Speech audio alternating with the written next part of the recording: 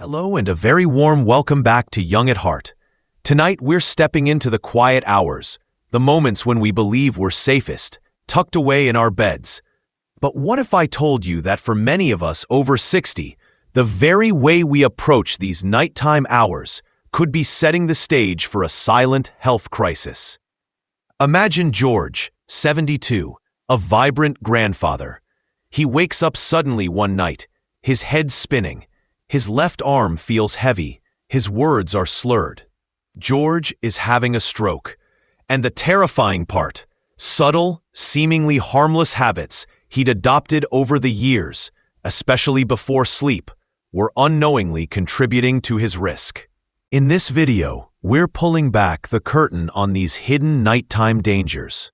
We'll explore exactly how common evening routines can dramatically increase stroke risk after 65. We'll hear insights from Dr. Anya Sharma, a renowned sleep neurologist who has dedicated her career to understanding the brain's nocturnal vulnerabilities.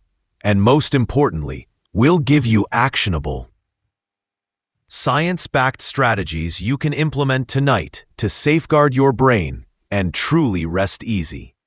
Stay with us, because this information could be life-changing. Our golden years, a time for wisdom, family, and enjoying the fruits of our labor. But as our bodies age, they also become more susceptible to certain health challenges. Stroke, unfortunately, is a significant one. Statistics show it's a leading cause of serious long-term disability in adults over 65. But why this increased vulnerability? As we age, our blood vessels naturally lose some of their youthful elasticity. Think of them like garden hoses that have been out in the sun for years, a bit stiffer, a bit narrower. Plaque can accumulate, and our body's internal maintenance crew, responsible for repairs, just isn't as spry as it once was. This means conditions are more favorable for clots to form or for pressure to build, and the brain is often the first to feel the impact. But here's the crucial insight. It's not just about the inevitable march of time. It's often about specific, often innocent choices we make, particularly as the day winds down. These choices can either support our aging bodies or inadvertently add to their burden. Dr. Anya Sharma, who has worked with countless seniors on neurological health, often speaks about what she terms nocturnal chaos syndrome. This isn't a formal diagnosis, but a way to describe a cascade of seemingly small nighttime missteps that together create a perfect storm for vascular events like stroke. The core issue? We inadvertently disrupt our body's natural, vital wind-down process. In our modern lives, it's easy to fall into the trap of the late-night rush and the unsettled system. This could mean eating a heavy meal too close to bedtime, engaging in stimulating screen time right before trying to sleep, or even how and when we hydrate. This rush, even if it's just mental stress from a late movie or worrying about tomorrow, keeps our sympathetic nervous system, our fight or flight mode, active. Ideally, as evening approaches, our parasympathetic system, our rest and digest mode, should take the lead, calming our heart rate, relaxing our muscles, and preparing us for deep, restorative sleep. When this delicate handover is fumbled, our brain pays the price. One very common aspect of this unsettled system is how we manage our hydration in the evening. We all know water is life, but timing is everything, especially as we age. Gulping down a large glass of water right before turning in might seem like a healthy habit, but for many seniors, this leads directly to nocturia, the need to wake up multiple times to use the bathroom. Each time you wake, rouse yourself, and get out of bed, you're not just interrupting your sleep. If you stand up too quickly, you can experience orthostatic hypotension, that sudden dizziness or head rush when your blood pressure momentarily drops. For a senior with already vulnerable blood vessels, this can briefly reduce blood flow to the brain. A recent study in the Journal of Sleep Health highlighted a concerning link. For older adults, each nighttime bathroom trip can cause a temporary spike in cortisol, the stress hormone, and destabilize blood pressure. These aren't massive fluctuations, but think of them as tiny, repeated tremors on a delicate bridge. Over time, they can weaken the structure. Furthermore, these repeated awakenings fragment your sleep. You miss out on those crucial deep sleep stages where your brain does its most important housekeeping. And if you have underlying conditions like sleep apnea, frequent waking and resettling can actually worsen your breathing patterns, further stressing your cardiovascular system.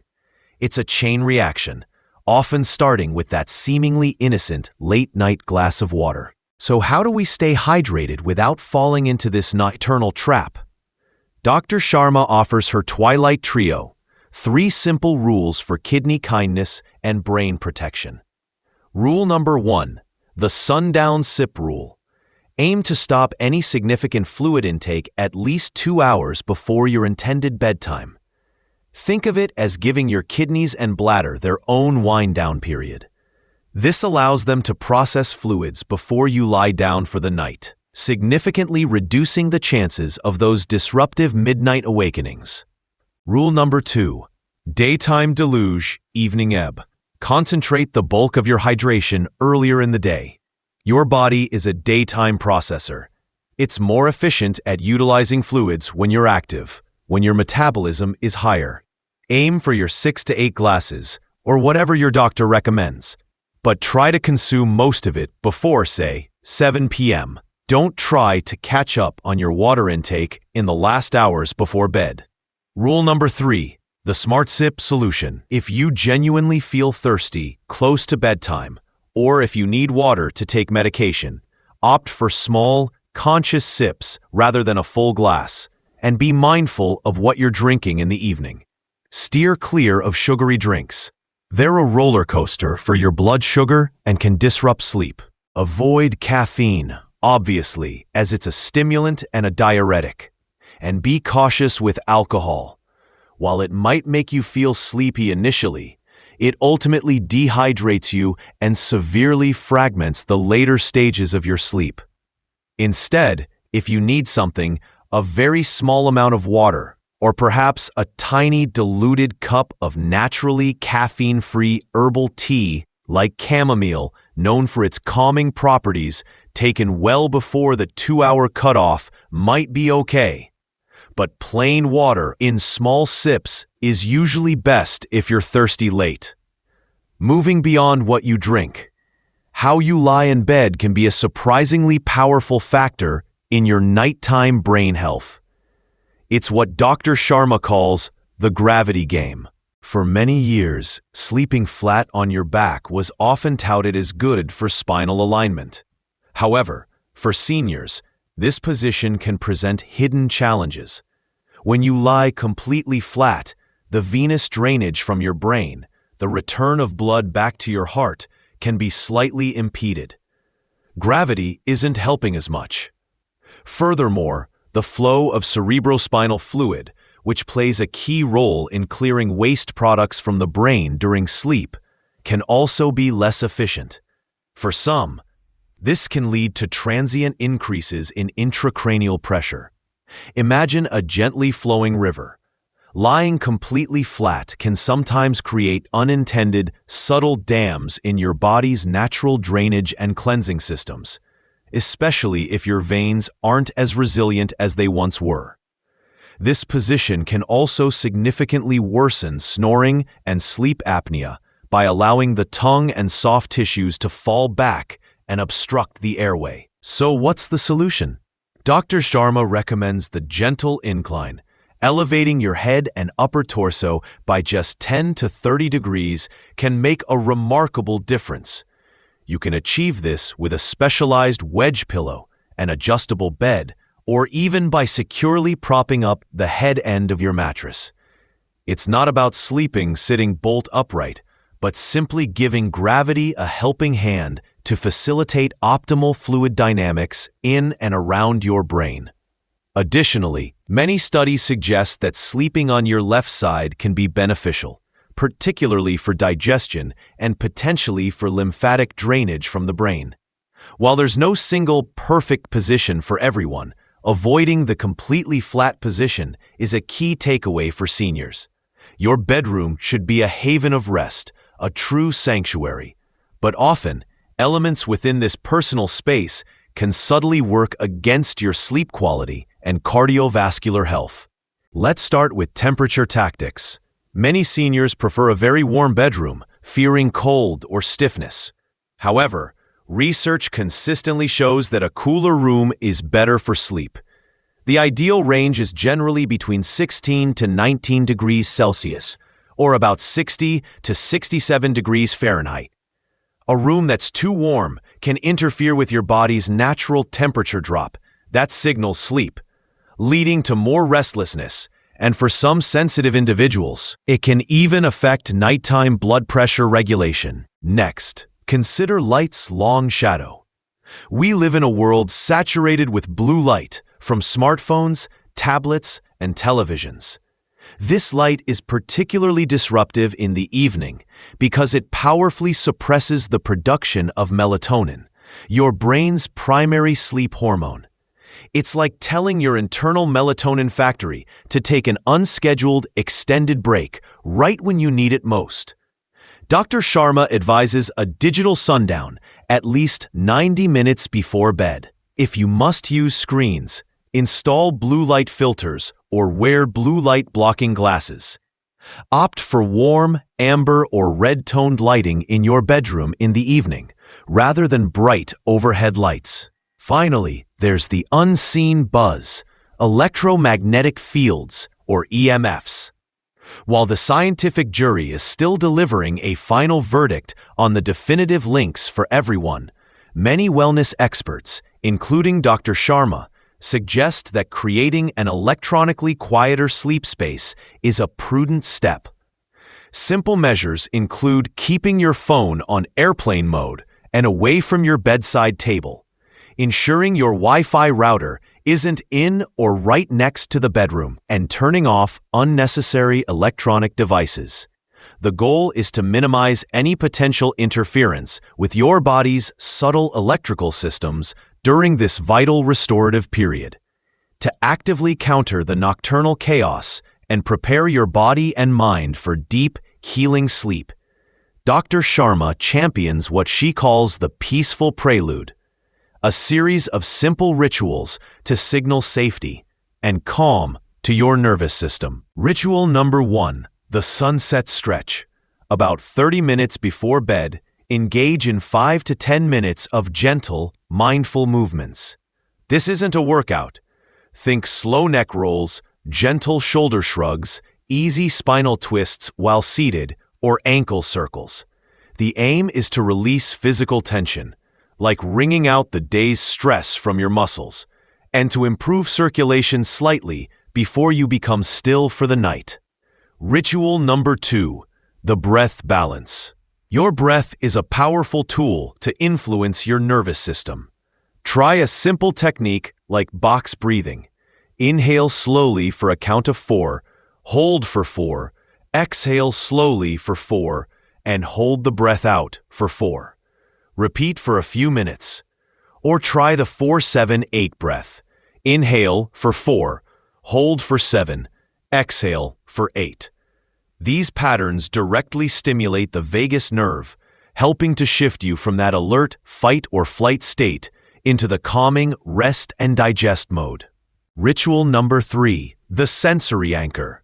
Our brains love consistency. Create a specific, calming sensory cue that you only associate with winding down for sleep. This could be a consistent, soothing scent like a drop of lavender or bergamot oil on a tissue by your bed, never directly on skin without dilution. It might be a specific, very quiet soundscape, perhaps gentle nature sounds, or a specific piece of calm, instrumental music, not stimulating, or even a comforting texture, like a particularly soft blanket you only use as you prepare for sleep. Over time, This anchor creates a powerful Pavlovian response, signaling to your brain that it's time to switch off and prepare for rest. Finally, we must address a critical and often overlooked area: your nighttime medications and supplements. While prescribed with the best intentions, the timing of certain medications, or their combination with other pills or even natural supplements, can inadvertently increase risks. One common concern is the BP roller coaster. Some blood pressure medications, especially diuretics, if taken too late at night, can cause your blood pressure to drop too low during sleep. Nocturnal hypotension, potentially reducing blood flow to the brain. It's vital to discuss the optimal timing of all your heart medications with your doctor. Sometimes, shifting a dose to earlier in the day can make a significant difference. Then there's the sedation overlap. Mixing prescription sleep aids with over-the-counter PM medications, which often contain antihistamines, or even some natural sedatives like valerian root or kava, without explicit medical approval, can be risky. More isn't always merrier. It can lead to oversedation, suppressed breathing, increased risk of falls if you get up, and profound next-day grogginess. Be aware of the bleeding risk cocktail. If you're on anticoagulants or antiplatelet drugs, blood thinners, be extremely cautious with supplements like high-dose fish oil, ginkgo biloba, vitamin E, or even turmeric in large quantities, as these can also have blood-thinning effects. Combining them without your doctor's knowledge could dangerously increase your risk of bleeding, including brain bleeds. And remember, the statin scramble. The interaction between grapefruit and certain statins is well known, as grapefruit can dramatically increase the drug's concentration in your bloodstream. But other, less common interactions can also occur with various medications. The crucial message here is this: this is not medical advice to change your medications. Instead, it's a very strong encouragement to have a dedicated medication review with your doctor or pharmacist. Bring everything you take: prescriptions, over-the-counter drugs, vitamins, and herbal supplements, and specifically discuss the timing of your nighttime doses and any potential interactions. Full disclosure is your best protection. Why is all of this so important? Because while you sleep, your brain isn't just off. It's incredibly active, performing vital maintenance. One of its most critical tasks is carried out by the glymphatic system. Think of it as your brain's dedicated nighttime cleaning crew. During deep sleep, this system flushes out metabolic byproducts, toxins, and cellular waste that accumulate during your waking hours, including the proteins linked to Alzheimer's disease and other forms of dementia, as well as inflammatory molecules that can damage blood vessels. All the strategies we've discussed tonight, from smart hydration and optimal sleep positions to creating a calm bedroom environment, practicing pre-sleep rituals, and ensuring safe medication use, have one ultimate profound goal: to allow your glymphatic system to do its job efficiently and effectively. When sleep is deep and uninterrupted, your brain can cleanse and repair itself, building resilience against stroke and cognitive decline.